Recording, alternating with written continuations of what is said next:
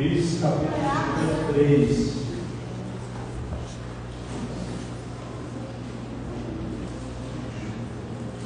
Juízes, capítulo 3, vamos ler verso 7. Vamos do verso 7 ao verso 11.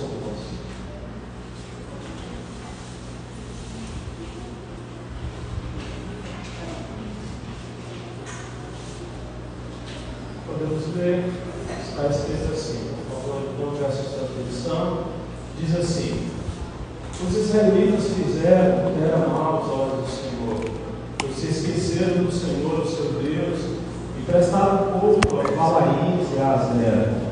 A ira do Senhor se acendeu de tal forma contra Israel que ele os entregou nas mãos de Cushan-Risataim, rei de Anã-Naraí, por quem os israelitas foram subjugados durante 8 anos. Quando, porém, clamaram ao Senhor, ele lhes levantou um libertador que o salvou, Otoniel, filho de Kenaz, o irmão mais. O Espírito do Senhor veio sobre ele, de modo que liderou Israel e foi à guerra. O Senhor foi à guerra. O Senhor entregou Cushan-Risataim, rei de Anã, nas mãos de Otoniel, que prevaleceu contra ele. Assim, a terra teve paz durante 40 anos, até a morte de Otoniel. Vamos orar? Senhor, nós pedimos que o Senhor continue falando conosco, assim como já tem feito desde o começo. Pedimos que o Senhor, ó Deus, possa acertar o nosso coração por meio dessa palavra. Pedimos a Deus que essa palavra confirme situações na nossa vida. Pedimos a Deus que ela nos instrua, nos mostre o caminho. Ó Deus, a Tua palavra ela é a verdade, que ela possa nos iluminar mais uma vez. Que a bênção do Senhor seja sobre nós, porque nós sabemos, ó Deus, que muitas vezes o Senhor não fala o que nós queremos ouvir, mas o que nós precisamos, e o que nós precisamos é melhor. Então, ó Deus, mais uma vez, continua trabalhando fora do nosso alcance visual, justamente para que assim nós possamos, ó Deus, ver que o Senhor faz coisas que são infinitamente mais melhores do que nós podemos pedir e imaginar. Muito obrigado. Essa é a oração em nome de Jesus. Amém.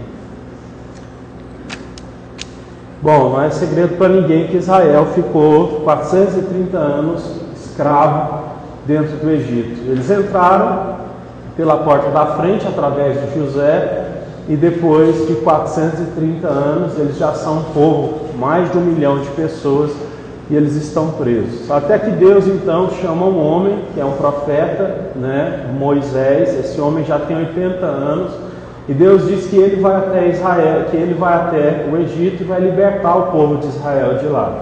Isso então acaba acontecendo depois das 10 pragas, depois que eles atravessam o Mar Vermelho. O povo de Israel está agora livre do Egito. São mais de 1 milhão de pessoas no deserto.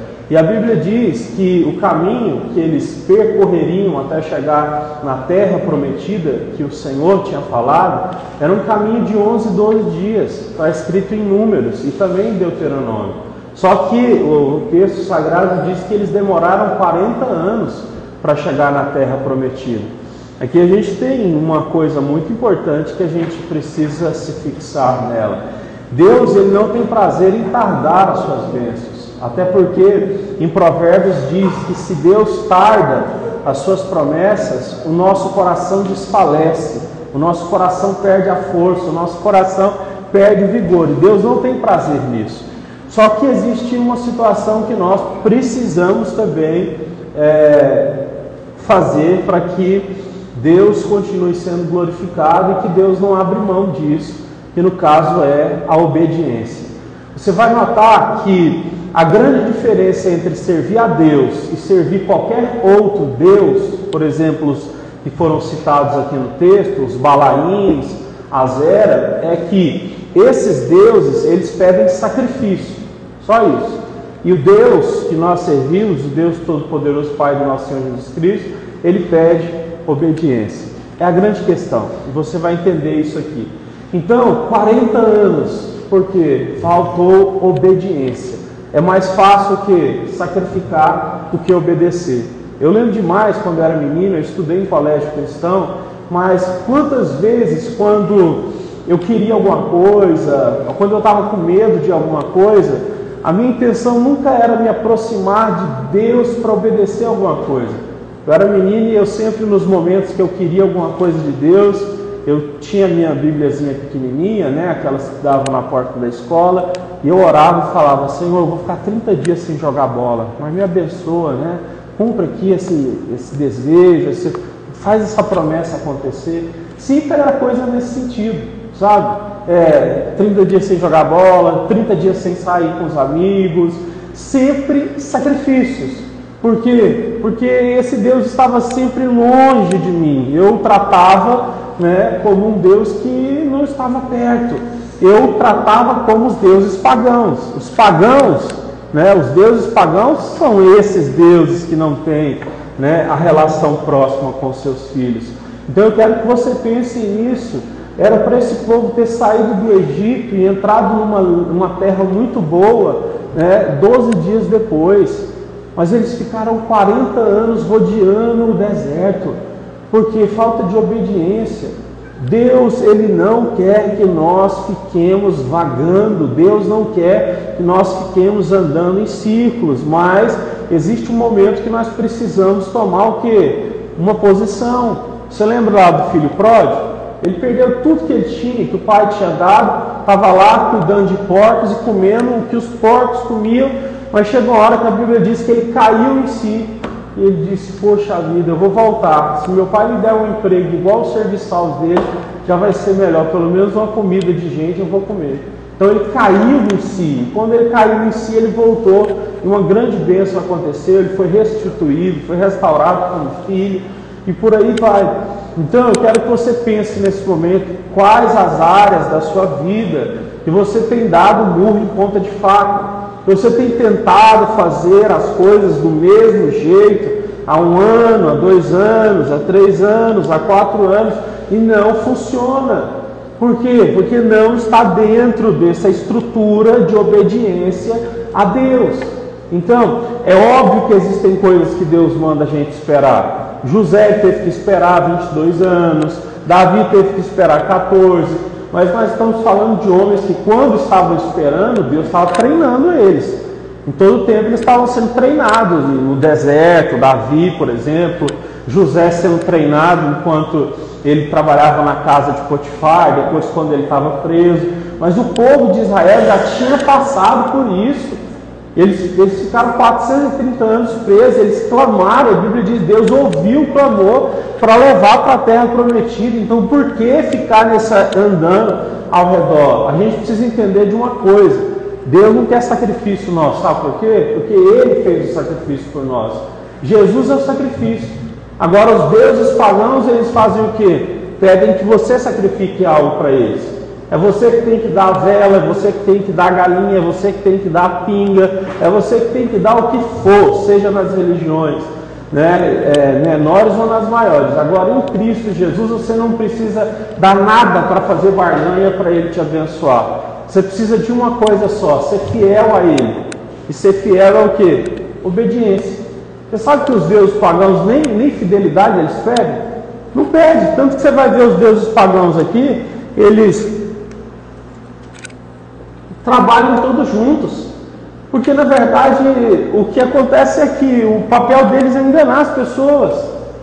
Então, quanto mais eles se juntarem para enganar as pessoas, melhor é. Então eu só vou repetir isso para a gente andar mais nessa mensagem. O que é que você tem rodeado e o negócio não acontece? Sabe? Se esse negócio não acontece, vamos olhar para a Bíblia. Está escrito assim: é melhor obedecer do que sacrificar. Deus disse isso, certo? Ali para Samuel: é melhor obedecer do que sacrificar. Eu já contei testemunhos aqui bíblicos, já contei testemunhos pessoais meu, que quando você escolhe obedecer, parece que a sua vida, assim, ela muda da água para o vinho. Como Jesus, quando subiu lá para o casamento, lá acabou o vinho, ele mandou trazer as talhas lá com água e ele o quê? Ele transformou a água em vinho, sabe? Assim, do nada. E é o que acontece conosco. Quando a gente resolve obedecer, é assim, pá, do nada o Senhor Deus, Ele nos abençoa.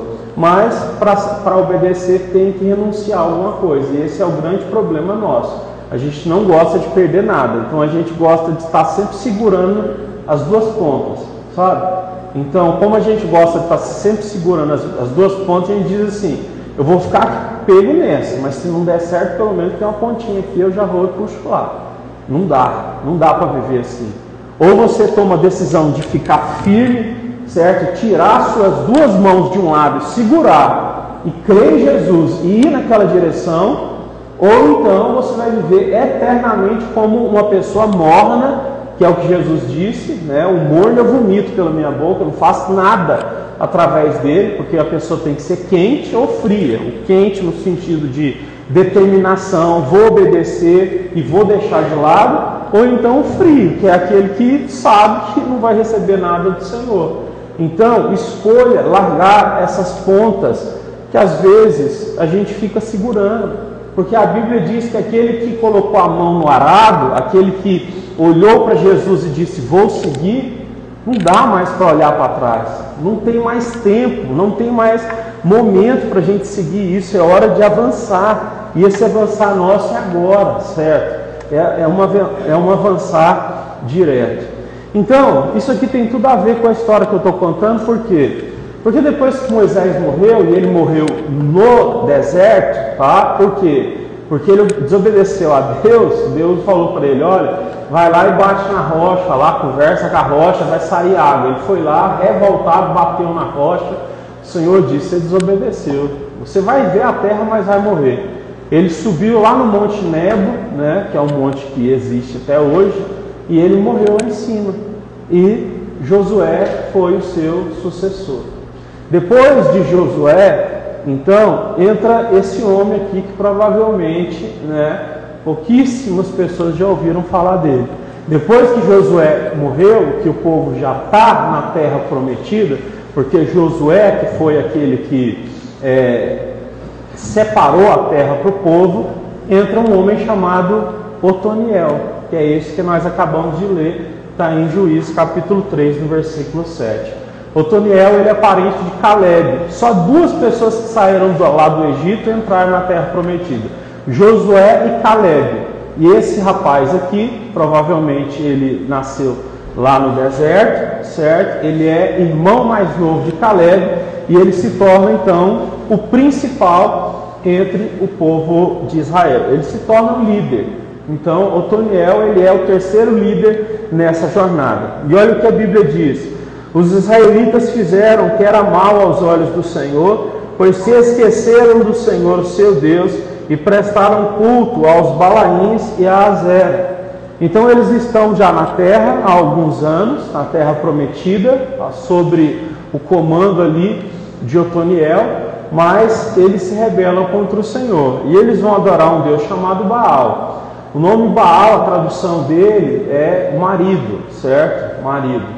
E Baal era considerado como um Deus que trazia para as pessoas a provisão, a providência, o pão. Ele era como se fosse o Deus protetor. Tanto é que Baal ele era o principal Deus adorado no lugar do Deus de Israel.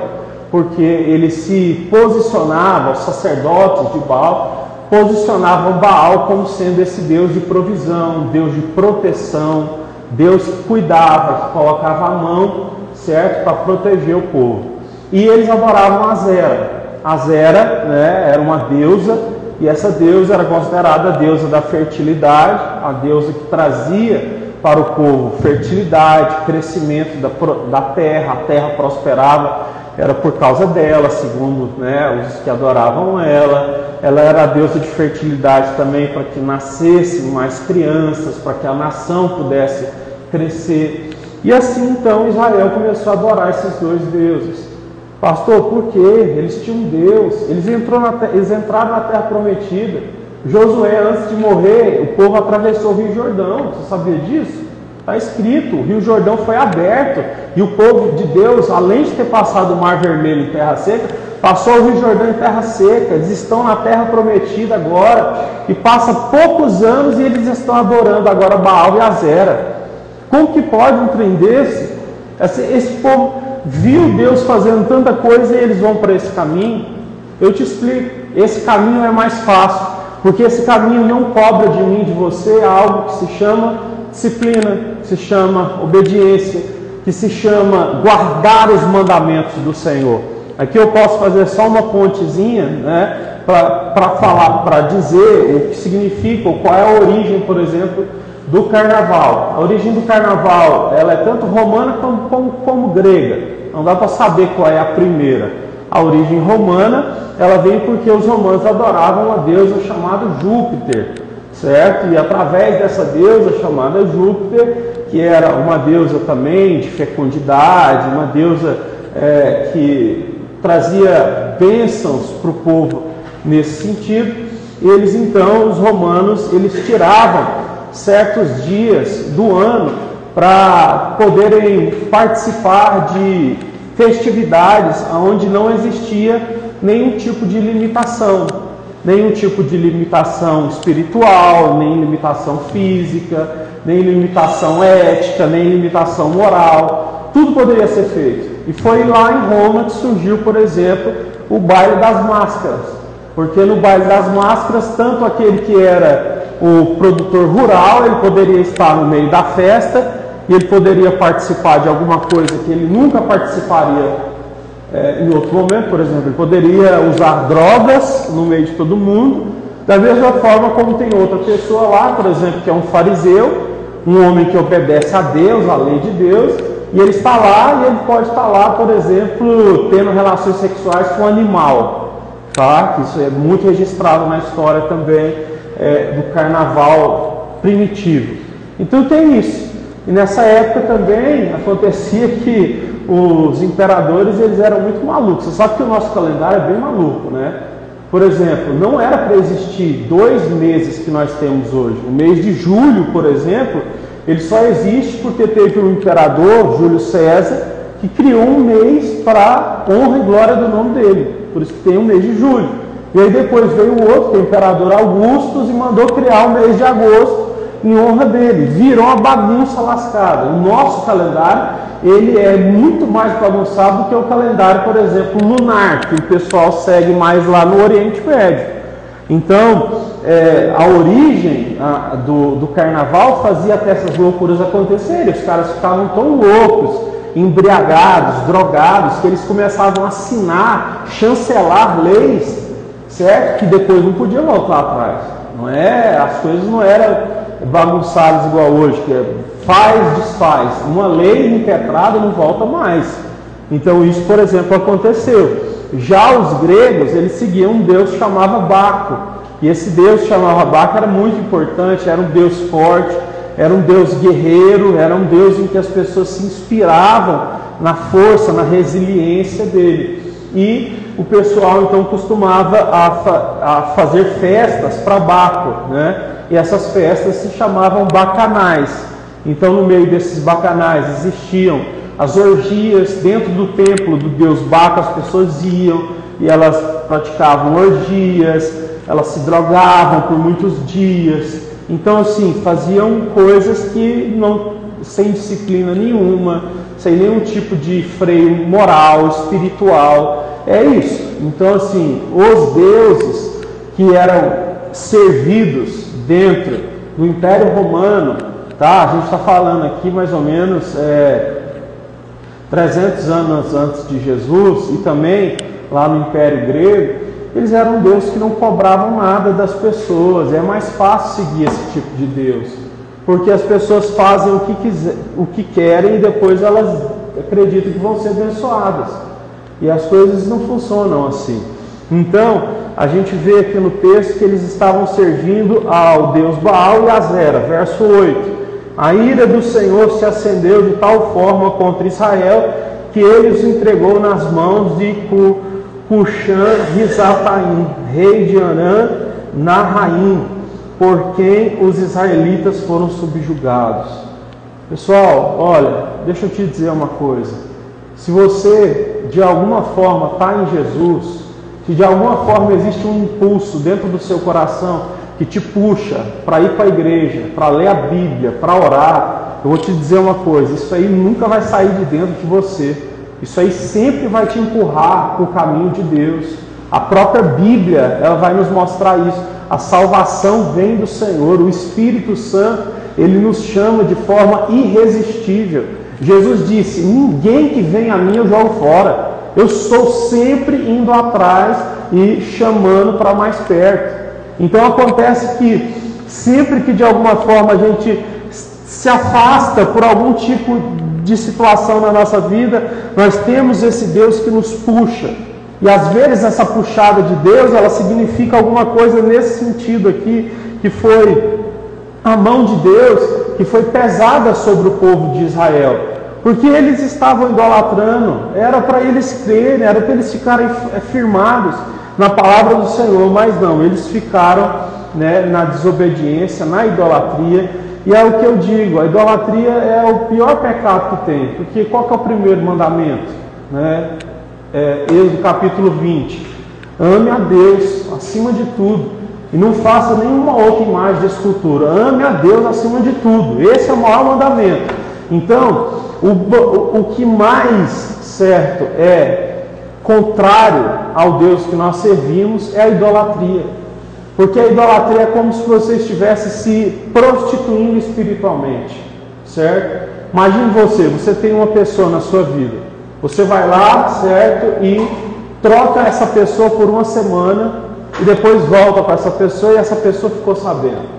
É uma traição, é uma quebra, certo? De confiança, uma quebra de muitos paradigmas. Então com Deus é a mesma coisa. Nós servimos um Deus e nós não podemos deixar esse Deus de lado por alguns momentos na nossa vida em que a gente resolve desobedecer. Então, adultério espiritual é uma palavra que está na Bíblia. Em Oséias ele vai usar muito essa questão, diz assim, o povo adulterou espiritualmente contra o Senhor, porque eles levantaram um pedaço de pau e eles estão lá diante do pedaço de pau, todo mundo ajoelhado, esperando que o pau responda. Mas na verdade ele está dizendo, o Senhor Deus está chamando o povo para o deserto, porque quer falar no coração deles. Olha que situação. O povo sempre fazendo isso. Vocês lembram lá na época lá de Arão, Moisés subiu porque ele ia falar com o Senhor para pegar as 10 tábuas, né? As tábuas dos 10 mandamentos. E aí o povo falou, não, esse velho não vai voltar mais não, esse velho está lá, morreu lá em cima, vamos fazer alguma coisa, nós temos que agilizar. E aí Arão, que ficou pressionado, pecou, né? Porque ele era o líder na hora, ele deveria falar, eu não, faz aí, se vocês quiserem, se vira. Mas não, ele pediu, me dá o ouro aí que vocês têm. E fundiu um bezerro. E aí está todo mundo fazendo o quê? Em volta do bezerro, cantando, dançando, comendo, sei lá o quê. Em volta do bezerro, como se o bezerro estivesse abençoando eles. Mas que coisa é essa, gente? Eles é que fizeram o bezerro. Eles tiveram que tirar deles o ouro que eles tinham para dar para o bezerro. Está vendo? Deus não é assim. Deus, ele tirou o que era dele. Cristo veio na terra. Então, não foi nós que tiramos algo e a gente fala, olha, eu sou salvo, porque eu fiz. Eu realmente batalhei. Não, Cristo veio por nós.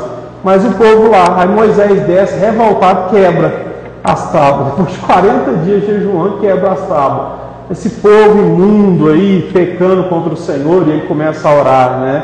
Aí Deus diz para ele subir de novo, para ele orar. Aí o povo desfaz aquele bezerro lá, e mais 40 dias o quê? Orando e esperando. É o que acontece. Sempre que a gente resolve tentar dar um jeito da nossa forma, a gente só perde tempo, certo? E a gente não tem mais tempo para perder. Então o povo de Israel estava sendo, certo, tocado pelos inimigos porque não obedecia, porque não ficava reto com o Senhor.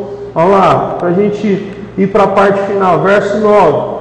Quando, porém, clamaram ao Senhor, Ele lhes levantou um libertador que os salvou, Otoniel, filho de Kenaz, o irmão mais novo de Caleb. Isso é incrível. Se você pegar esse livro de Juízes aqui, você vai ver os vários líderes que Deus levantou. Otoniel, Eude, que era um homem que era canhoto, Sangar, Débora, Gideão, Sansão, vários que Deus levantou.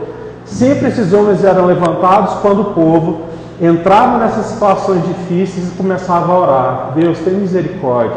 Nós não aguentamos mais essa opressão, não aguentamos mais ficar debaixo desse jugo pesado. Os inimigos subjugavam, né? Botavam em escravidão, era muita coisa ruim. E aí eles oravam, e quando eles oravam, Deus respondia. Essa é a tônica praticamente do Antigo Testamento inteiro. O povo que olhava para Deus, orava, Deus ia lá, respondia e abençoava.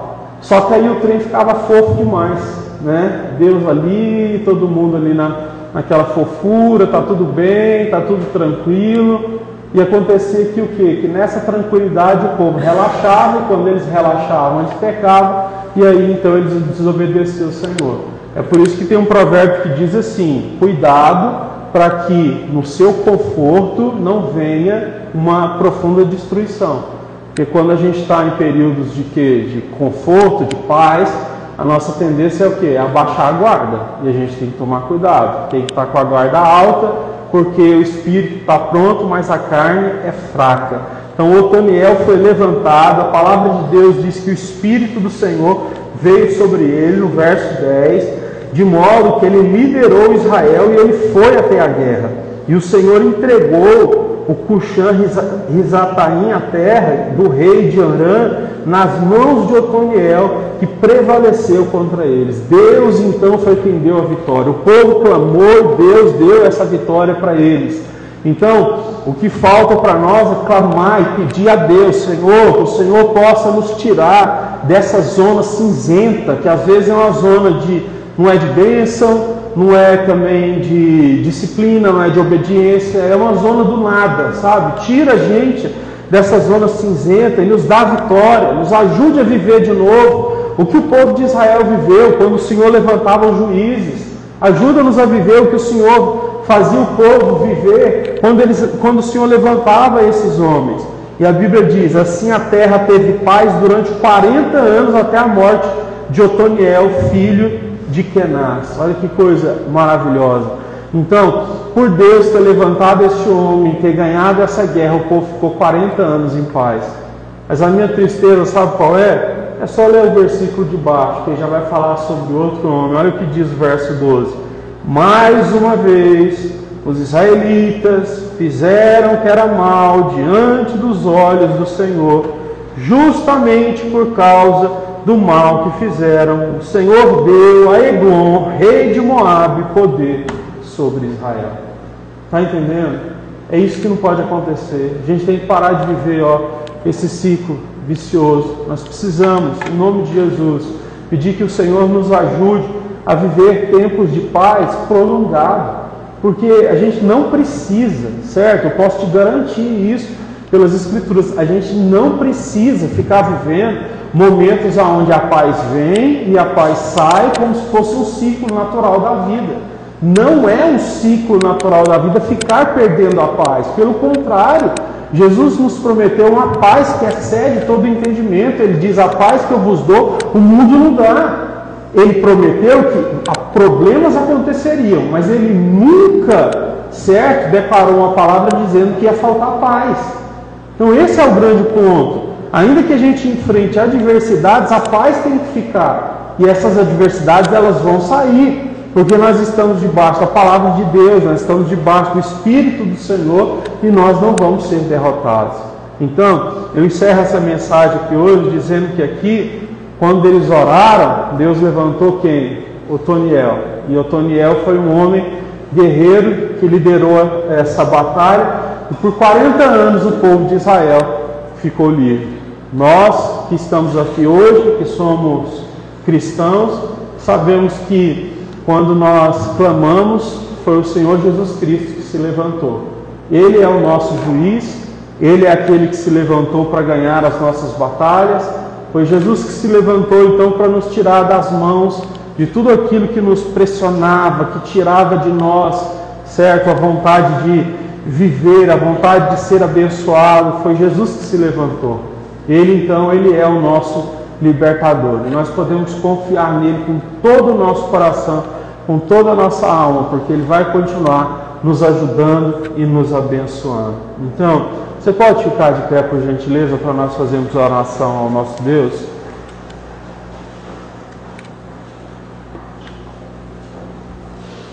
A gente pode cantar? Vamos orar.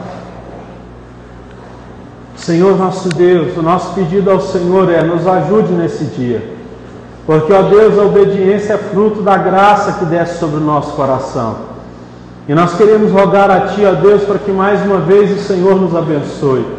Nós sabemos de uma coisa, ó Deus, que a força está do lado do Senhor. Não existe nenhum tipo de Baal, de Azera, ó Deus, de deuses gregos, romanos que possam contra o Senhor. O Senhor é fiel, o Senhor é maior do que todos, o Senhor é o Criador dos céus e da terra. Podem os seres humanos juntarem tudo aquilo que eles acreditam espiritualmente que eles perderão. Nós nos lembramos da batalha de Elias, que pelejou contra 850 profetas. E esses 850 profetas de Baal e Azera ficaram o dia inteiro orando aos seus deuses, se chicoteando, arrancando pele, arrancando sangue do corpo, pedindo para que os deuses deles derramassem fogo do céu, e nada. E o profeta Elias então até mesmo solta algumas palavras zombando daquele povo, daqueles profetas, e ele diz: será que o Deus de vocês não viajou? Ou não está cochilando? Será que o Deus de vocês, ele não está dormindo um pouco? Senhor, naquele dia, quando aqueles homens, aqueles profetas da mentira, já estavam cansados e não tinham a resposta do seu Deus, foi a hora de Elias orar. E quando ele ora, a sua oração não é grande, ela tem 36 palavras, e ele ora: Deus, Pai de Abraão, de Isaac e de Jacó, Deus de Israel, Deus Todo-Poderoso, que vê tudo o que está acontecendo aqui, responde por meio do fogo, para que todas estas pessoas que estão aqui vejam que só há um Deus verdadeiro entre o céu e a terra. E diz a tua palavra que o fogo desceu do céu e lambeu até mesmo a água que estava ao redor dos sacrifícios. E naquele momento todas aquelas pessoas que estavam em cima do Monte Carmelo dobraram seu joelho e disseram: só há um Deus que é verdade, que é vivo, é o Deus de Israel, é o Deus de Elias. E nós temos essa certeza, Senhor, nós não temos tempo a perder com outro tipo de coisa, nós queremos seguir a Tua direção. Enche-nos do Espírito Santo como o Senhor encheu Otoniel. Nos ajude a crer em Cristo Jesus mais uma vez como esse Salvador, porque quando o povo clama ao Senhor, responde no Senhor. Se há alguma área na nossa vida que está trancada, travada, que nós não temos, ó Deus, agido da forma certa, ajuda-nos para a glória do Teu nome. Essa é a nossa oração. Aceita o louvor da Tua igreja neste momento. Esse é o nosso pedido, no nome de Jesus. Graças a Deus. Vamos orar, vamos louvar o Senhor nesse momento.